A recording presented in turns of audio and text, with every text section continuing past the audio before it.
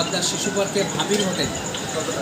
এই যে খিচুড়ির প্লেটটা দেখছেন, মাংস সহ 80 টাকা মাত্র, অনলি 80 টাকায় এই যে খিচুড়ির যে প্যাকেজটা দিচ্ছে ভাবির হোটেলে, এটা একটা অসাধারণ, মানে না খেলে বোঝা যাবে না যে এটা আসলে কিভাবে যে পোষায়। মানে এটা ভাবির হোটেল মনে হয় একটা সার্বিকভাবে একটা প্যাকেজ এটাতে ছাড় দিছে যে 80 টাকায় এ ধরনের একটা খাবার, এটা আসলেই বিশ্বাসযোগ্য হবে না। শহরে বসলেই 150-200 টাকা বিল আসবে, সেই খিচুড়িটায় মাত্র 80 টাকা দিচ্ছে এই যে ভাবির হোটেলে।